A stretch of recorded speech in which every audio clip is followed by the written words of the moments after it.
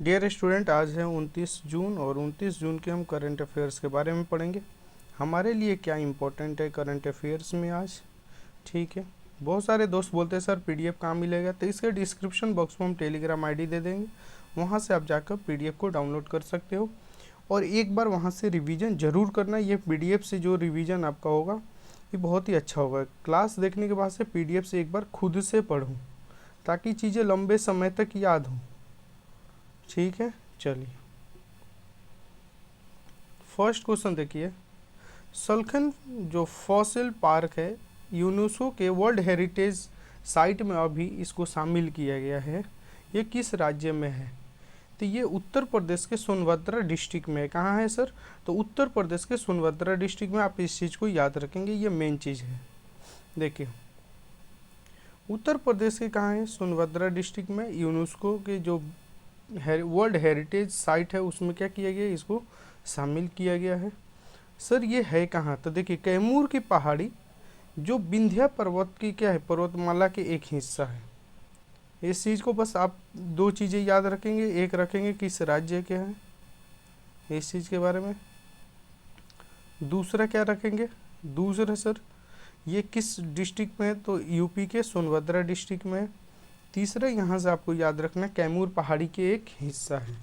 बस इतना ही जानना है, और सब अगर पढ़ना चाहो तो आप पढ़ सकते हो, लेकिन इम्पोर्टेंट यही 3 पॉइंट है। सेकंड क्वेश्चन देखिए। राष्ट्रीय सांख्यिकी दिवस हर साल किसके जन्म तिथि पर मनाया जाता है? तो ये मनाया जाता है पीसी महालनोबिस के द्वारा, इनके जन्म पे। राइट ऑप्शन क्या हो जाएगा हमारा? ये हो जाएगा। इनके बारे में हम थोड़ा सा जान लेते हैं, ये कौन थे। देखिए भारत में 29 जून को नेशनल स्टैटिक डे हम मनाते हैं। कब मनाते हैं? 29 जून को। यह दिवस जो है इकोनॉमिक्स प्लानिंग और स्टैटिक डेवलपमेंट क्षेत्र में जो पीसी महालनोबिस जो थे, इन्होंने अपना योगदान दिया है, इनके नाम पे हम मनाते हैं। देखिए ये सबसे पहले हम 2007 में मनाए थे। 2024 का थीम क्या है? Use of data for decision making. ये दो चीज़ें याद रखेंगे और इनका नाम याद रखेंगे। यहाँ तक कि जो हम जानते हैं कि हमारा जो हमारा सेकंड 5 ईयर प्लान था, सेकंड जो हमारा 5 ईयर योजना आयोग जो 5 ईयर प्लान था, इनके ही मॉडल पे रखा गया था। इस चीज़ को भी आप याद रखेंगे। इन्होंने क्या किया था, 1931 में कोलकाता में एक भारतीय सांख्यिकी की स्थापना भी किया था। 1968 में इनको पद्म विभूषण भी मिला है गवर्नमेंट के तरफ से। और विश्व अगर स्टैटिक दिवस कब मनाते हैं तो 20 अक्टूबर को मनाते हैं। और फर्स्ट टाइम कब मनाया गया था? तो 20 अक्टूबर 2010 को। थर्ड क्वेश्चन देखिए। जून को प्रसिद्ध भगवान जगन्नाथ रथ यात्रा शुरू हुआ। ये रथ यात्रा उत्सव किससे समर्पित है? मतलब ये किससे समर्पित है? तो ये जगन्नाथ और उनके भाई बलभद्र और उनकी बहन सुभद्रा से है। तो राइट ऑप्शन क्या हो जाएगा हमारा? डी। ये कहाँ पे मनाया जाता है सर? तो ये मनाया जाता है उड़ीसा के पुरी डिस्ट्रिक्ट में। कहाँ? उड़ीसा के पुरी डिस्ट्रिक्ट में। देखिए 27 जून को उड़ीसा में भगवान जगन्नाथ की रथ यात्रा शुरू होता है और 8 जुलाई को क्या होगा, ये समाप्त होगा। मनाया कहाँ जाता है सर? लोकेशन पूरी उड़ीसा में। ये आषाढ़ माह के चंद्र महीने के जो शुक्ल पक्ष होता है उसमें इसको मनाया जाता है। 3 देवता के लिए। किन के लिए? 3 देवता में कौन कौन? तो जगन्नाथ और उनके भाई कौन है? बलभद्र। उनकी बहन कौन है? सुभद्रा के लिए ये मनाया जाता है। एक लकड़ी के ये बनाया जाता है। और ये जगन्नाथ जो पूरी मंदिर है वहाँ से निकलकर कहाँ जाता है? गुड़ीचा मंदिर तक लेकर जाते हैं। देखिए यात्रा जो होता है ये शुरू कहाँ से होता है? जगन्नाथ मंदिर से शुरू होता है। कहाँ पे जाता है अंत में? तो ये गुंडी चीरा जो हमारा मंदिर है वहाँ पे ये जगन्नाथ जो थे भगवान उनके मामा के घर तक जाता है। इनमें 3 अलग अलग आप रंग से देख सकते हैं। वही इस चीज़ पे लिखा हुआ है, इसको आप ध्यान से पढ़ सकते हो, इतना इम्पोर्टेंट है नहीं। बस आपको यहाँ से दो चीज़ें याद रखना, एक तो कहाँ मनाया जाता है, सर कहाँ मनाया जाता है, तो ये उड़ीसा के पूरी डिस्ट्रिक्ट में। किसके लिए मनाया जाता है, तो जगन्नाथ और उनके भाई बलभद्र और उनकी बहन सुभद्रा के लिए। ये बस यही दो चीज़ आपको यहाँ से याद रखना है। 4 नंबर क्वेश्चन देखिए, हाल ही में जारी ब्रांड फाइनेंस इंडिया 100 2025 रैंकिंग के अनुसार देश का सबसे वैल्यूएबल ब्रांड कौन सा बना है, तो ये टाटा ग्रुप बना है। राइट ऑप्शन क्या होगा हमारा, ए। देखिए ब्रांड फाइनेंस रिपोर्ट के अनुसार टॉप जो 100 कंपनी का एक कंबाइंड एक ब्रांड वैल्यू निकाला गया, तो हमारा कितना है, 236.5 बिलियन डॉलर तक पहुंच गया है अपने भारत का। ठीक है, भारत के 10 कंपनी को मिलाकर इतना पहुंच गया है, ये एक रिपोर्ट आया। उसमें देखा गया टॉप ब्रांड में तो सबसे ज़्यादा कौन है, टाटा, उसके बाद इंफोसिस, उसके बाद HDFC ग्रुप, LIC।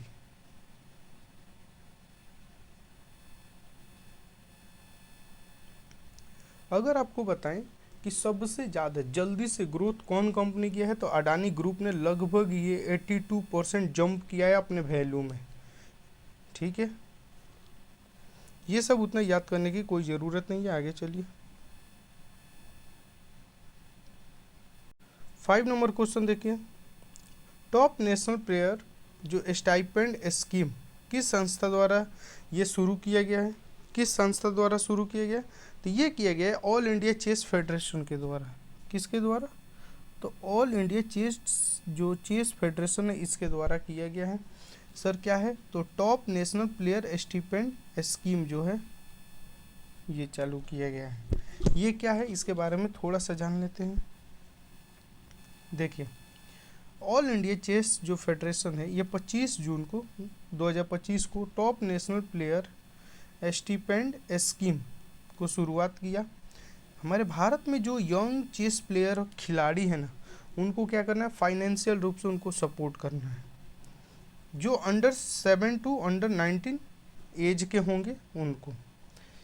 इसमें क्या किया जाएगा कि पहले जो क्वार्टर होता है, हमारा क्वार्टर मतलब क्या कि हर 3 महीने, ठीक है, तो हमारा पूरा कितना क्वार्टर हो जाता है, 4 क्वार्टर हो जाता है, 3 6 9 12। ये तो पहले क्वार्टर में क्या है, 60,000 से 1.5 लाख तक की सहायता राशि दिया जाएगा। फर्स्ट क्वार्टर के लिए हमने कितना 42.30 लाख रुपए क्या किए हैं, इसको बांटना है कितने में, कितने जो हमारा प्लेयर है, तो 78 में क्या है सर, 39 बॉय और 39 लड़की है, उनके अकाउंट में क्या किया जाएगा, ये पैसा जमा किया जाएगा। देखिए ऑल इंडिया चेस फेडरेशन की स्थापना होता है 1951 में। इसका जो हेडक्वार्टर है चेन्नई तमिलनाडु, और इसकी प्रेसिडेंट कौन है, तो नितिन जी हैं। ठीक है, इस चीज़ को आप याद रखेंगे। क्वेश्चन नंबर 6 देखिए, स्विट्जरलैंड के हेग में आयोजित नाटो शिखर सम्मेलन 2035 तक सदस्य देशों का जीडीपी का कितना % रक्षा क्षेत्र पर खर्च करने का निर्णय लिया गया है। तो ये जो नाटो का अभी सम्मेलन हुआ हेग में, तो इसमें कहा गया है कि हम अपने 2035 तक अपने कुल जो जीडीपी है नाटो का, उसका 5% हमें खर्च करना है। कितना, 5%। देखिए इसका कितना % खर्च करना है, तो इसका 5% खर्च करना है डिफेंस पे। और 2014 में इससे पहले किया गया था, तो जीडीपी के कहा गया था 2% खर्च करेंगे। इसमें कितने मेंबर्स हैं, तो 32 मेंबर्स हैं।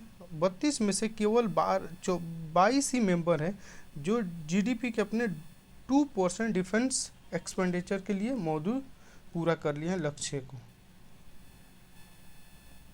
देखिए ये जो 5% जो इन्वेस्ट होगा ना, कैसे होगा, तो एक होता है 3.5% जो जीडीपी होगा, ये ट्रेडिशनल जो डिफेंस सेक्टर जैसे सेना रखना, हथियार प्रणाली, ये सब।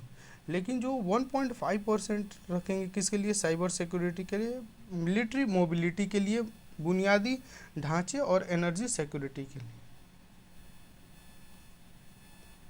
सर नाटो क्या है, तो नाटो देखिए 1949 में स्थापना होता है, 12 देशों ने मिलकर किया। इसको वाशिंगटन संधि के नाम से भी जानते हैं। अभी इसमें कितने मेंबर हैं? 32 मेंबर हैं।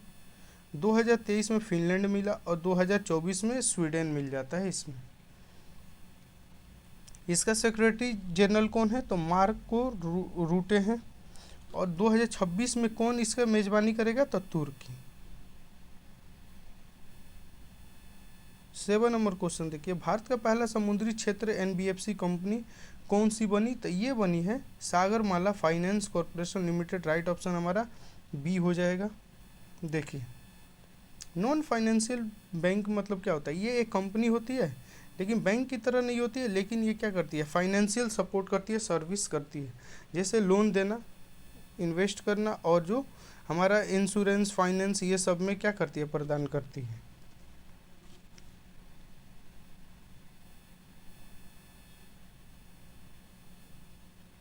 देखिए, मेराइन रीजनल एनबीएफसी एक ऐसी संस्था है, एक ऐसी फाइनेंशियल कंपनी है जो समुद्र से संबंधी जो उद्योग है, जैसे शिपिंग हो गया, पोर्ट हो गया, मैरीन सर्विस हो गया, फाइनेंशियल, उनको क्या करेगी? फाइनेंशियली उनको सपोर्ट करेगी, लोन देगी।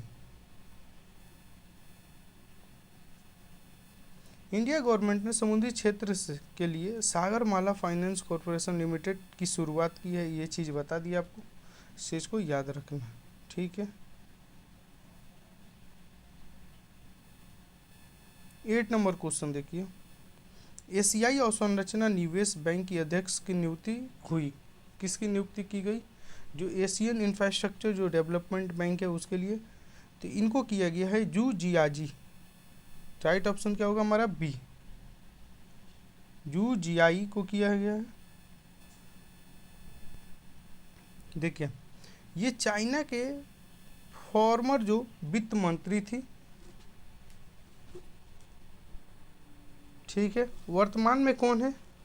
तो वर्तमान में थी अध्यक्ष जीन लुकिन, इनकी स्थान लेंगी और इनका जो कार्यकाल चलेगा वो 16 जनवरी 2026 तक।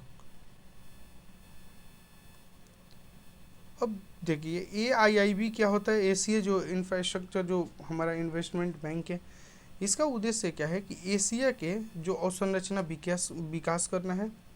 और इसकी स्थापना 2016 में हुई और इसकी हेडक्वार्टर कहाँ है? बीजिंग, चाइना में। टोटल मेंबर 110 है।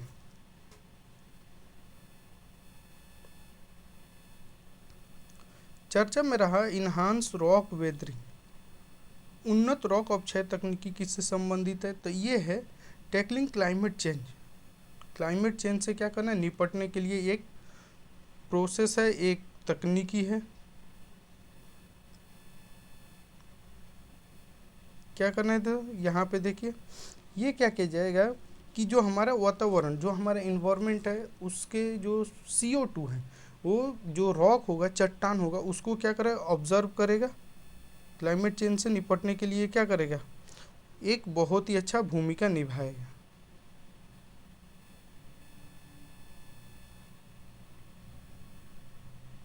ये चीज़ें आप पढ़ सकते हो, और कुछ इसमें नहीं है, नॉर्मल सी बात है कि हमें क्लाइमेट चेंज से निपटने के लिए ये तकनीकी को हम अपना रहे हैं। AI संचालित उन्नत यातायात प्रबंधन प्रणाली से लैस होने वाला पहला एक्सप्रेसवे कौन बना? तो ये द्वारका एक्सप्रेसवे बना, ठीक है। AI से संचालित होने वाला। तो दोस्तों, हमारे पास इतना ही क्वेश्चन थे आज के लिए। इम्पोर्टेंट जो हमारे क्वेश्चन थे हम कर लिए। नेक्स्ट क्वेश्चन हम करेंगे कल। और आपको बताते हैं, अगर आप BPSC की तैयारी करते हो तो आपके लिए बहुत इम्पोर्टेंट है कि आपके लिए कल मंडे को हम क्या करेंगे? यहाँ पे एडिटोरिया के मॉक टेस्ट नंबर 7 को डाल देंगे, जाकर जरूर देखेंगे। तो आज के लिए इतना ही। Thank you to all of you. Thank you.